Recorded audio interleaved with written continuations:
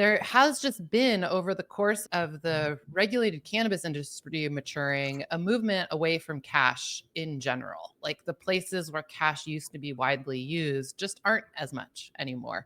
There's always a discussion about the safety of dispensaries because of the amount of cash that they have, and financial services groups and banks have to figure out how to pick up the cash and move it around.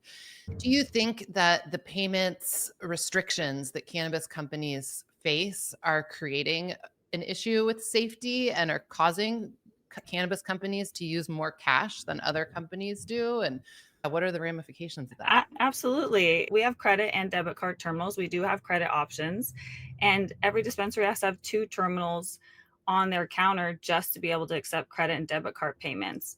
So, yes, it is forcing the dispensaries to have majority cash. I would say all of our customers have at least 50% of their transactions are cash. That's a lot of cash on hand. That's really dangerous. That's why there's so many break-ins to dispensaries. That's why security guards are required, right, at the door. I agree that it's really hindering the dispensaries from a safety standpoint, but also from growth. We've done a lot of case studies from the average ticket growth. When you go from cash to debit, you're growing about 34% your average ticket. We just did a recent case study from one of our Wow. dispensaries who was cash only, and then they added debit. They grew 34% in 1 month. Their average ticket grew about $15 at this particular dispensary. And then when you add credit, you're growing another 22 to 27%. So it's also hindering the amount of revenue each dispensary can earn. It's hindering the growth because the customers only have a certain amount of cash on hand. And say they go to the back to the ATM, they might pull out $100 and then they go shopping, right? But when they get to the counter, the taxes are through the roof. Mm. And so they might take $100 worth of goods, but then they get to the counter and the taxes are what, 30-40%. And then they have to put, goods back because they need to pay for the taxes. But if they had our terminal or a terminal at the front, then they'd be able to, pay for more than the cash they had on hand. That makes sense. So it is really hindering the dispensaries in multiple ways, having these payment regulations. That sounds like a sales executive's like dream is to have. It's like, how would you like to have 22% more revenue? Hmm. um, Yeah. are there are there other barriers to your guys' sales as far as like getting into these dispensaries? Or is there a back end limitation sometimes, whether it's like state to state, or what's the biggest limiter for expanding your business into dispensaries?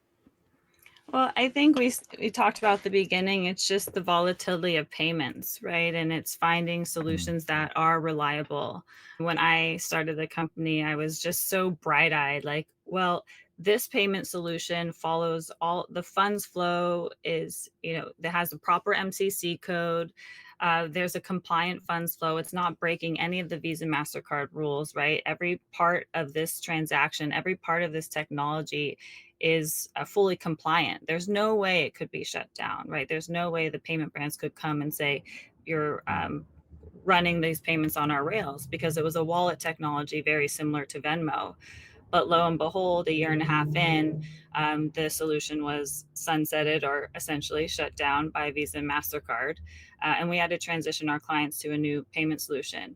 So I think that's the hard part in the payment world, is trust from dispensaries in terms of how long is this solution going to last. And a lot of times the most trustworthy solution is cash, or is ultimately debit solutions. Cashless ATM runs on those ATM rails. And that really is the foundational solution in payments right now. But where we really see the growth is credit. The younger generation loves to do the Apple Pay, the Google Pay, the Hmm. tap to pay. I don't know the last time I pulled out a card in my wallet or even cash, right? I love using my phone. And so in the end, finding those unique payment solutions is our goal, but earning the trust of the dispensaries is really the barrier. It's actually that's become problematic for me because I'll go days without like seeing my wallet, Yeah. and I'll just Yeah. end up somewhere. I'm like, it actually happened to me at the airport the other day. I was like, I don't have my ID on me, and so luckily, I haven't used it, but California DMV allows you to get it on your phone now, so I'm gonna go Oh, test that's that out. But nice. Yeah. Yeah. yeah, It's so crazy because we talk a lot about normalization, and in this podcast we've talked to people in all different parts of the industry, and really this concept of normalization and destigmatizing cannabis, I haven't really thought about how much payments and the environment of the way that we pay for products affects kind of ongoing stigma. But the reality is that the experience in a dispensary when it comes to paying for your transaction is so substantively different than the way that the rest of us are getting to use our phones to pay for things otherwise. And I think it surprises people a lot, and it just reinforces like you're doing something wrong when you're in a dispensary, because now all of the other ways that you're used to paying for things normally all of a sudden don't work, and you have to do this other thing. And it just makes people feel like they're doing something wrong when they're not breaking any laws, and it's totally legal to be there. Mhm. It's just that we've got these restrictions that are creating this environment that is just, it occurs to me that it feels very unfair.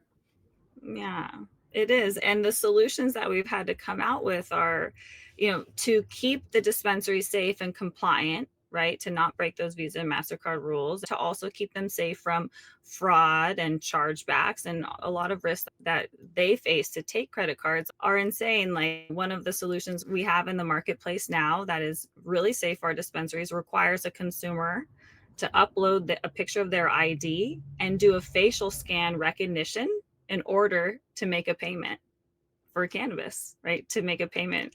And consumers are doing it because they want to use their Amex. But you're right, AnnaRae. It's like that makes me feel a little like, why do I have to do this just to buy my medicine?